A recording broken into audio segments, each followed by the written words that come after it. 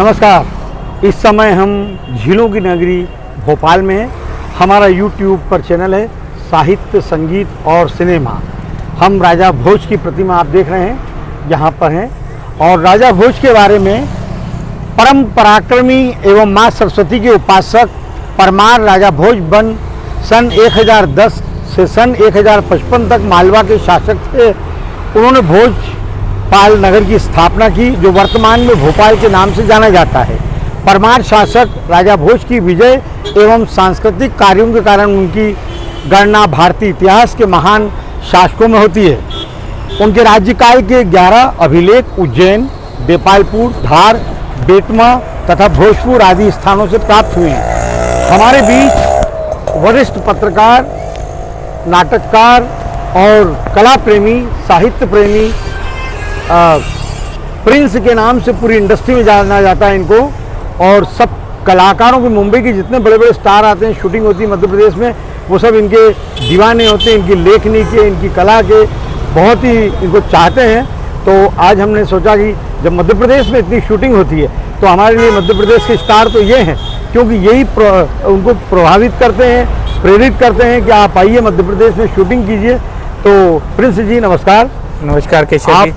मध्य प्रदेश में जो शूटिंगों का सिलसिला शुरू हुआ है, ऐसी क्या विशेषता है मध्य प्रदेश और भोपाल में कि जो यहाँ पर फिल्म निर्देशक, कलाकार यहाँ आकर शूटिंग करते हैं, बड़े बड़े सेट लगाते हैं? कुछ आप बताइए। सबसे पहले तो बहुत बहुत धन्यवाद केशव भाई, क्योंकि आप इतने व्यस्त रहते हैं और लगातार फिल्मी कलाकारों को और साहित्य के आयोजन आप मालवा से चूँकि जुड़े हुए हैं, और मुंबई जो आजकल मुंबई लगातार करा रहे हैं। तो चूँकि जैसे आपने बात की, आप भी मध्य प्रदेश को बिलोंग करते हैं, तो मध्य प्रदेश की एक हम कहें कि भौगोलिक स्थिति कहें, जिस तरीके से नदियाँ हैं, तालाब हैं, पहाड़ है और एक खूबसूरत लोकेशन है, तो मुझे कहने में कतई गुरेज नहीं होगा कि जो सेट हमें बॉम्बे फिल्म सिटी या दूसरे शहरों में लगाना पड़ता है, शायद ये पूरा मध्य प्रदेश ही पूरा फिल्म सिटी है, यहाँ किसी सेट की आवश्यकता नहीं होती। तो मुझे लगता है कि जिस तरह का, जैसे भोपाल की अगर बात करें तो नवाबी कल्चर है और गंगा जमनी तहजीब है, पुराने किले भी यहाँ आपको मिल जाएंगे, नवाबों के क्या कहते हैं वो रहनुमा जगह भी मिल जाएगी, गौहर महल से लेकर तमाम जगह मिल जाएंगी। तो एक तरह से कहें तो जिस तरीके जबलपुर है,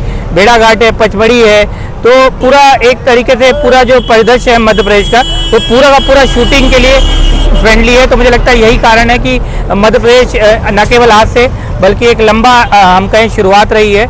आन फिल्म थी दिलीप कुमार साहब की फिल्म 1952 में जो रिलीज, उसकी शूटिंग मध्य प्रदेश में यहाँ नरसिंहगढ़ में के किले में हुई थी।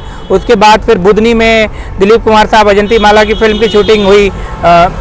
तो इस तरह जो सिलसिला शुरू हुआ नया दौर के बाद, फिर ये जो सिलसिला शुरू हुआ ये आज तक जारी है। कौन और उसके बाद की जो फिल्में जी, जैसे मैं आपको कहूँ तो उसके बाद लगातार बहुत फिल्में, इन कस्टडीन मुहाफिज जो शशि कपूर साहब की थी, ये हमारे पास में गौहर महल है जहाँ शूट हुई।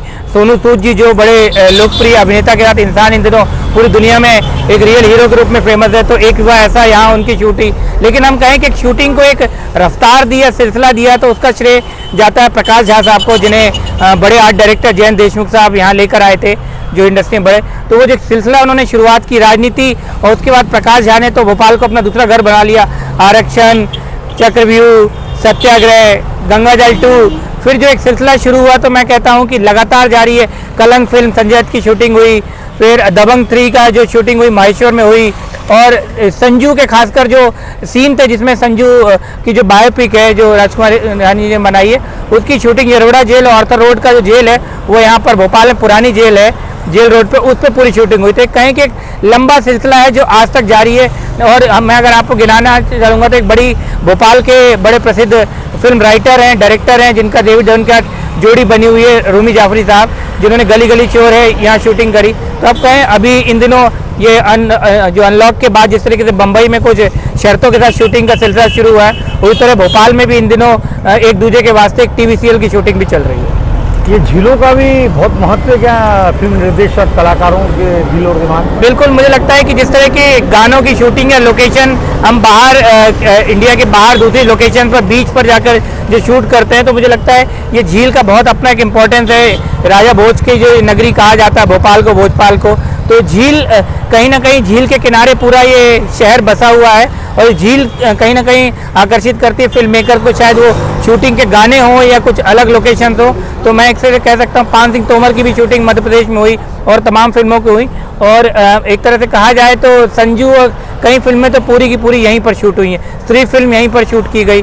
इसी रोड पर अभी अगर हम कहें तो कमल हसन साहब ने जैसा जिक्र किया है कि शायद जिस तरह के राजनीति में सक्रिय हैं, उनकी ज़िंदगी की आखिरी फिल्म होगी इंडियन 2, जिसकी शूटिंग यहीं पर हुई है जहाँ पर हम खड़े हुए हैं। यहीं घोड़े से उन पर सीन भी फिल्माया गया है। जैसे कि दूसरे राज्य भी सब्सिडी देते हैं फिल्म वालों को कि वहाँ पर इतने % शूटिंग होना चाहिए, मध्य प्रदेश सरकार भी इस तरह बिल्कुल, मध्य प्रदेश सरकार लगातार फिल्म टूरिज्म को बढ़ावा दे रही है। चूँकि हम कहें तो टूरिज्म मध्य प्रदेश पर्यटन जो है, जैसे पर्यटन स्थल की बात करें, पचमढ़ी है, मांडू है, माहेश्वर है, जबलपुर भेड़ा घाट है, तो इन लोकेशन को हमेशा से जितने भी टूरिज्म या सरकार रही है उनका यही फिल्म मेकर्स को हमेशा उन्होंने इनवाइट किया और यही कहा है कि आप आइए और हमारी खूबसूरत लोकेशन को दिखाइए और आपका सारा जो अरेंजमेंट है, जो सारा कुछ हम करेंगे। क्योंकि कमलनाथ सरकार में 5 करोड़ की सब्सिडी की बात हुई है और अब मध्य प्रदेश सरकार हम कहें कि अभी कल ही क्या कहते हैं शिवराज मंत्रिमंडल का गठन हुआ है, तो अब नई फिल्म पॉलिसी और टूरिज्म पॉलिसी सारी बन रही है। तो मुझे लगता है फिल्म मेकर्स के लिए भोपाल और मध्य प्रदेश एक बहुत ही खूबसूरत और बहुत ही आकर्षित, सबसे बड़ी बात है यह मीडिया फ्रेंडली है, यहाँ लोग बड़े फ्रेंडली हैं। जिस तरह की शूटिंग की दिक्कतें शायद अब दूसरे शहरों में बड़े मेट्रो सिटीज़ में आ रही, भोपाल में इस तरह का परेशानी नहीं होती। मुझे लगता है कि एक शूटिंग फ्रेंडली शहर है और बड़े आदर के साथ, अगर मैं कहूँ आरक्षण में तो अमिताभ बच्चन हजार की भीड़ के साथ यहाँ शूटिंग की और कहीं उनको कोई दिक्कत नहीं हुई। और उन्होंने तो ये भी जिक्र कर दिया था, शायद वो भोपाल एक पहली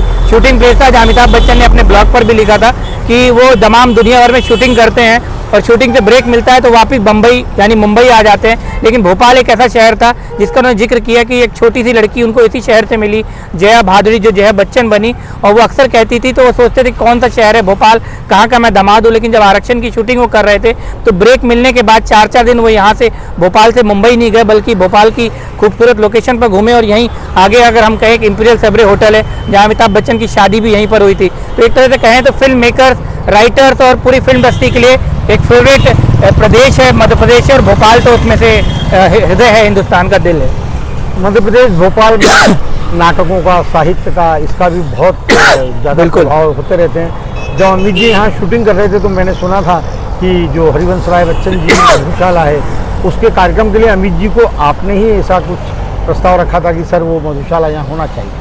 बिल्कुल, क्योंकि जैसा आपने बिल्कुल सही बात कही है, दुष्यंत कुमार का शहर है और ये गज़लों, शायरों, लिटरेचर का ये बड़ा एक उर्दू अदब का शहर है। शकीला बानो भोपाली कव्वाल का है।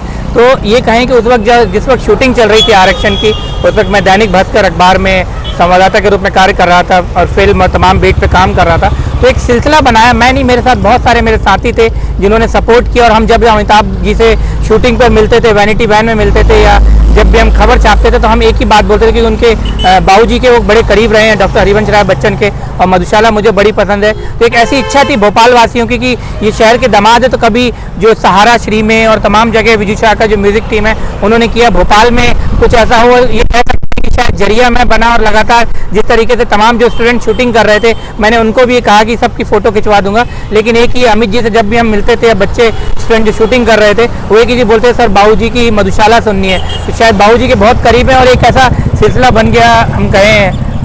तो बिल्कुल ये सिलसिला बनते बनते 5 मार्च को जो 2011 को वो मधुशाला का पार्ट यहाँ ओरिएंटल कॉलेज है एक भोपाल में जहाँ शूटिंग कर रहे थे। और वो एक कहें ऐतिहासिक दिन था भोपाल वासियों के लिए, क्योंकि अमित जी दामाद और उनकी आवाज़ में डॉक्टर हरिवंश राय बच्चन की मधुशाला को सुनना अपने आप में एक अलग ही अलौकिक अनुभव था। देखिए सर, प्रिंस या राजा या सब जो होते हैं, लेकिन फिल्म इंडस्ट्री में जो आपका नाम प्रिंस है वो बड़ा लोकप्रिय, चर्चित है। मतलब भोपाल में किसी को भी कुछ करना है, वो चाहे फिल्म फेस्टिवल करना हो तो एक ही नाम आता है प्रिंस, उसके बाद फिर गाभा।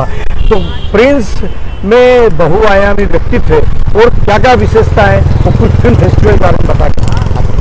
जो जैसा आपने कहा, मुझे शुरू से दिलचस्पी रही है साहित्य में, खासकर दिलचस्पी रही है। नीरज जी के साथ मुझे सौभाग्य मिला कि उनके साथ कुछ कार्यक्रम मैंने संचालन भी किया और तमाम जितने बड़े कवि हैं उनके मंच पर बैठने का मौका मिला। क्योंकि पत्रकार के रूप में बहुत करीब से उनकी ज़िंदगी को जानने का मौका मिलता है, तो मैंने साहित्य के रूप में, एक पत्रकार के रूप में अपनी जर्नी शुरू की। मैं वॉइस ओवर आर्टिस्ट के रूप में भी लगातार सक्रिय हूँ, एंकरिंग भी कर रहा हूँ। यहाँ स्लम के बच्चों को मैं पढ़ाता भी हूँ पिछले 10-12 सालों से।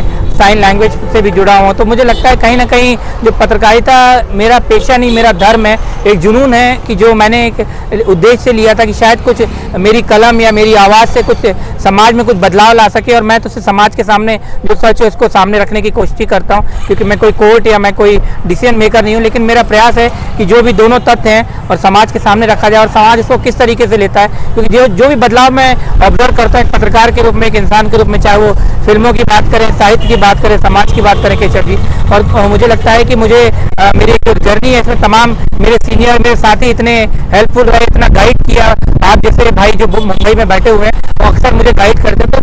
तो एक लंबी जर्नी है फिल्म इंडस्ट्री की, कहूँ मैं 15-16 साल से लिख रहा हूँ फिल्मों पे या साहित्य पे, लिटरेचर पे, तो काफ़ी कुछ सीखने को मिला है। तो मुझे लगता है कि अभी बहुत कुछ सीखना है और मेरे लिए हर दिन एक नई चुनौती है। जीरो से शुरुआत करता हूँ सुबह और रात को जब खत्म होती है तो फिर एक नई जर्नी शुरू होती है, एक नई जंग शुरू होती है। जैसे कि सरोज खान जी आज हमारे बीच नहीं है और मैं कहूँ कि सरोज खान जी फिजिकली हमारे बीच नहीं है, लेकिन उनका काम और उन्होंने जो फिल्म इंडस्ट्री को दिया है, खासकर संगीत को, डांस को 3 बार नेशनल अवार्ड मिले, वो एक बहुत बड़ा रोल है। भोपाल से भी उनका एक बड़ा उनका रोल रहा है और भोपाल से भी वो काफ़ी जुड़ी रही है, भोपाल भी अक्सर आती रही। तो मैं कहूँ कि एक लंबी जर्नी है और अभी ये अनवरत चलनी है। जब तक मैं कोशिश करूँगा कि इस तरह की अपनी कलम से और अपने माध्यम से लोगों को भोपाल के खासकर फिल्मों से ज़्यादा साहित्य की जो बात करूँ, लिटरेचर, संस्कृति, उर्दू अदब की, उससे लोगों को रूबरू कराऊँ। तो हमारी धन्यवाद, हमारी शुभकामनाएं आपको कि हर विधा में आपका नाम हो। जिस तरह से आपके व्यवहार और कलाकारों को और सभी को प्रोत्साहित करने के लिए आप हमेशा मदद करते हैं लोगों की, कलाकारों की, तो इसी प्रकार से आपकी और भी जो प्रतिभाएं उनमें भी निखार आए और कहने का मतलब वो सफलता मिले और लोकप्रियता मिले। बहुत बहुत धन्यवाद केशव जी इतना समय देने के लिए। मुझे बड़ा अच्छा लगा आपसे मिलकर और आपका ये चैनल है, मैं अक्सर इसको देखता हूँ और जिस तरीके से साहित्य पर आप लगातार काम कर रहे हैं तमाम साहित्यकारों से और जिस तरीके का रूप करा नई पीढ़ी को, एक बहुत बड़ा काम है। आने वाली जनरेशन के लिए एक डॉक्यूमेंट होगा ताकि जान पाएंगे कि हमारे जो पूर्वज है उन्होंने साहित्य में और कितना बड़ा योगदान दिया है, ताकि नई पीढ़ी उनसे प्रेरणा ले सके। मैंने इसलिए कहा कि आप तो परिपूर्ण हैं, निखार से मतलब कि जो बड़े बड़े अवार्ड होते हैं कला के और लेखन के, पत्रकारिता के, वो आपको मिले, ऐसी हमारी शुभकामनाएं। बहुत बहुत धन्यवाद।